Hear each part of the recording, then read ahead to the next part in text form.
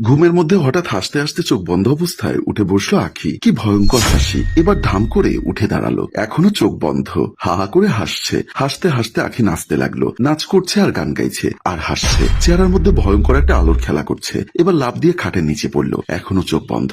সে অবস্থায় এখনো নাচ করছে, গান গাইছে। নাচতে নাচতে এবার রুম থেকে বের হয়ে গেল। রুমের বাইরে এসে এখনো চোখ বন্ধ করে গান গাইছে আর নাচছে। আখির মা রেহানা বেগম রুম থেকে বের হতেই মেয়ের এমন অবস্থা দেখে চমকে উঠলো, দৌড়ে আখির কাছে ছুটে আসলো। আখিকে ধরতে যাবে, আখি এমন জোরে তার মাকে ধাক্কা দিল, রেহানা বেগম ছিটকে ফ্লোরে পড়ে গেল। আখি তখনও চোখ বন্ধ করে গান গাইছে আর নাচছে। রেহানা বেগম প্রচন্ড কোমরে ব্যথা পেল। আস্তে আস্তে উঠে বসে আখির দিকে তাকিয়ে বুঝতে পারলো আখি কোনো স্বাভাবিক অবস্থার মধ্যে নেই। কিন্তু এমনটা কেন করছে? মাঝরাতে গান গাইছে, নাচছে। ভাবতে ভাবতে বৌমা বৌমা বলে চিৎকার দিয়ে ডাকতে লাগলো। আখি তার মতো করে নাচ করছে আর গান গাইছে, কিন্তু একবারের জন্য চোখ খোলেনি। রেহানা বেগম আবারও চিৎকার দিয়ে বৌমা বৌমা বলে ডাক দিতে লাগলো। এবার আখি চোখ বন্ধ করে হাঁটতে হাঁটতে বারান্দার দিকে চলে গেল। রেহানা বেগম পেছন থেকে আখি আখি বলে ডাকতে লাগলো, কিন্তু আখি ফিরল না। আখি সোজা বারান্দার দিকে চলে গেল। এমন সময় রেহানা বেগমের পুত্রবধূ ইভা দৌড়ে আসলো। শাশুড়িকে কোমরে হাত দিয়ে ফ্লোরে পড়ে থাকতে দেখে অবাক হয়ে তার কাছে ইভা জানতে চাইলো, কি হয়েছে আম্মা?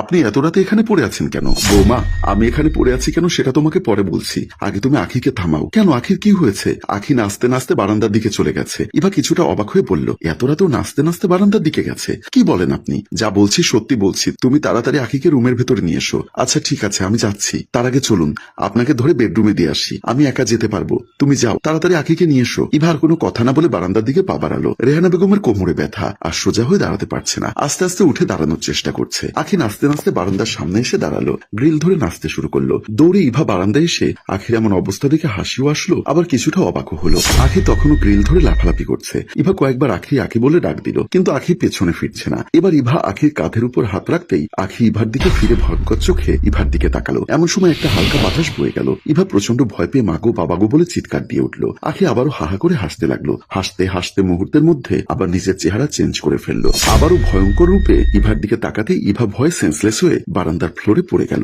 আখি আবারও মুহূর্তের মধ্যে চেহারা চেঞ্জ, স্বাভাবিক অবস্থায় ফিরে আসলো। চোখ বন্ধ করে আবারও বারান্দা থেকে বাসার দিকে হাঁটতে লাগলো। বেহুশ হয়ে ফ্লোরে পড়ে রইল ইভা। কাজের মেয়ে সুলতানা রেহানা বেগমকে আস্তে আস্তে ধরে তুললো, কিন্তু সোজা হয়ে দাঁড়াতে পারছে না। কোমরে প্রচন্ড ব্যথা করছে। সুলতানা বলল, ফ্লোরের কোথাও পানি ছিল না, আপনি পড়লেন কেমনে? আমি কেমনে পড়ছি সেটা জেনে তোর কাজ নেই। তুই দেখতো বৌমা আর রাখি কোথায়? এত রাতে আমাদের চিৎকার চেঁচামেচি আর ভালো লাগে না। সারাদিন কাজ করে একটু ঘুমিয়েছিলাম, আপনাদের জন্য আর শান্তিতে ঘুমোতে পারলাম না। সুলতানার কথা শুনে রেহানা বেগমের মাথা মেজাজ গরম হয়ে গেল। রাগান্বিত হয়ে বলল, তোকে সারাদিন ঘুমোতে দেবো, তবু আর একটা কথা বলিস না, চুপচাপ যেটা বলছি সেটা কর। সুলতানা কিছুটা বিরক্ত হয়ে ইভা রাখিকে খুঁজতে গেল। এমন সময় কলিং বেল বেজে উঠল। রেহানা বেগম কিছুটা অবাক হয়ে গেল, মনে মনে বলল, কি ব্যাপার, এত রাতে কে আসলো? কোমরে হাত দিয়ে আস্তে আস্তে মেইন দরজার দিকে পা বাড়ালো। বারান্দার ভেতর ঢুকতেই ইভাকে বেহুশ অবস্থায় ফ্লোরে পড়ে থাকতে দেখে সুলতানা চমকে উঠল।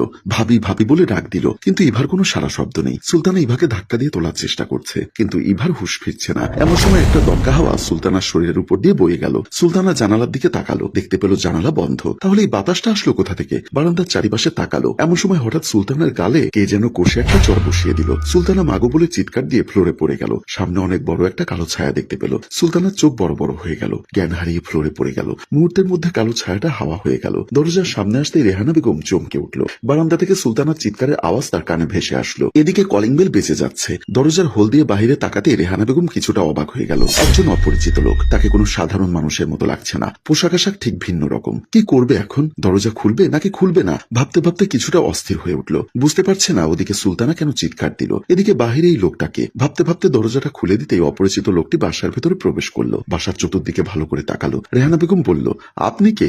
আমি কে সেটা না জানলে আপনার চলবে, কিন্তু আপনারা খুব বিপদে আছেন, সেজন্য আমি ছুটে এসেছি। আমরা বিপদে আছি এটা আপনি কিভাবে জানলেন? এত প্রশ্ন করবেন না, যা বলছি তাই করুন, আপনি আমার সাথে আসুন। লোকটির কথা শুনে রেহানা বেগম কিছুটা ভয় পেয়ে গেল। আমতা আমতা করে বলল, আমি আপনার সাথে কোথায় যাব? আপনাদের ড্রয়িং রুমের ভেতরে যাবেন। কিন্তু কেন? আসুন, আসলেই ব্যাপারটা বুঝতে পারবেন। আপনাকে আমি চিনি না জানি না, আপনি কেন আমাদের ড্রয়িং রুমের ভেতরে যাবেন? আচ্ছা ঠিক আছে, আমি এখানে দাঁড়াচ্ছি, আপনি ড্রয়িং রুমের ভেতরে ঢুকুন, তারপর যদি ভয় লাগে আমাকে ডাক দিবেন। রেহানা বেগম লোকটির কথার আগাগোড়া কিছুই বুঝতে পারছে না, কি করবে ভেবেও পাচ্ছে না। কোনো কথা না বলে আস্তে আস্তে ড্রয়িং রুমের দিকে পা বাড়ালো। লোকটি মেইন দরজার সামনে দাঁড়িয়ে বাসার চারিপাশে তাকিয়ে চোখ বন্ধ করে বিড়বিড় করে কি যেন পাঠ করতে লাগলো। ড্রয়িং রুমের ভেতর প্রবেশ করতে রেহানা বেগম চমকে উঠল। দেখতে পেল তার মেয়ে আখি সোফার উপর নিচ করে উল্টো হয়ে শুয়ে এখনো চোখ বন্ধ করে নাচ করছে আর গান গাইছে। রেহানা বেগম এবার ভয় পেয়ে গেল। একমাত্র মেয়ের এই অবস্থা দেখে কি করবে বুঝতে পারছে না। এই যে আপনি কোথায়, তাড়াতাড়ি এদিকে আসুন বলে লোকটিকে ডাকতে লাগলো। লোকটি ড্রয়িং রুমে প্রবেশ করে রেহানা বেগমের পাশে দাঁড়াতেই আখি চোখ তুলে ভয়ঙ্কর রূপে লোকটির দিকে তাকিয়ে বলল, তুই এখানে এসেছিস কেন? আমি তোকে নিতে থেকে এসেছি, আমি এখনো মুক্ত, আমি তোর সাথে যাব না। তোকে মুক্ত পরিবেশে রাখা মানেই সাধারণ মানুষের ক্ষতি করা। এই মেয়েটা অবুঝ, অল্প বয়স, ওকে তুই ছেড়ে দে। ওর শরীর থেকে বের হয়ে আয়, আমার কাছে তুই বাধা দিবি না, তাহলে কিন্তু তোর কপালে দুঃখ আছে। আমি তোকে এখনো ভালোই ভালোই বলছি, তুই এই মেয়েটার শরীর ছেড়ে দে, ওর শরীর থেকে বের হয়ে আয়। আমিও তোকে ভালোই ভালোই বলছি, তুই এখান থেকে চলে যা। রেহানা বেগম দুজনের কথা শুনে কিছুই বুঝতে পারছে না। আমি তোকে শেষবারের মতো বলছি, তুই এই নিষ্পাপ মেয়েটার শরীরটা ছেড়ে দে। এবার আখির চোখ আরো বড় বড় হয়ে গেল। ভয়ঙ্কর রূপে লোকটির দিকে তাকিয়ে হঠাৎ নিজেকে পরিবর্তন করে সোজা হয়ে দাঁড়িয়ে গেল। চোখের ইশারা দিয়ে লোকটিকে ধাক্কা দিয়ে দেওয়ালের উপর ফেললো। লোকটি দেওয়ালে আঘাত খেয়ে ছিটকে গিয়ে ফ্লোরে পড়ে গেল। রেহানা বেগম চমকে উঠল। লোকটি প্রচন্ড ব্যথায় সোজা হতে পারছে না। আখি আবারও হাহা করে হাসতে লাগলো। সে কি ভয়ঙ্কর হাসি! তার হাসিতে সারা ড্রয়িং রুম জুড়ে বাতাস বইতে শুরু করলো। রেহানা বেগম প্রচন্ড ভয়ে কাঁপা কাঁপা গলায় বলল, আখি, মা আমার, তোর কি হয়েছে? তুই এমন করছিস কেন?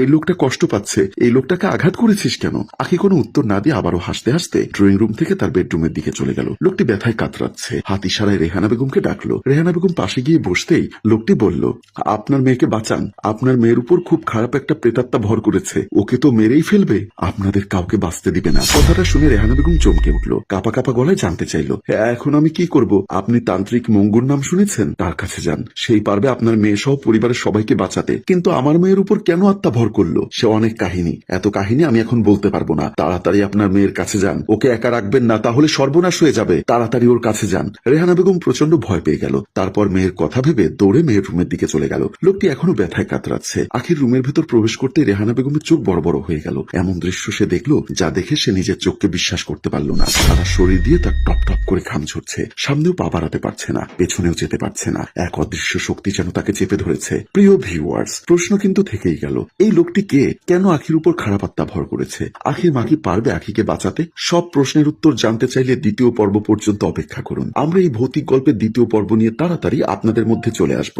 সে পর্যন্ত আমাদের সাথেই থাকুন। গল্পটি ভালো লাগলে লাইক, কমেন্ট ও শেয়ার করুন। গল্পটির রচনা ও পরিচালনায় ফেরদৌস অপু, প্রযোজনায় মঞ্জুর মোর্শেদ। ধন্যবাদ।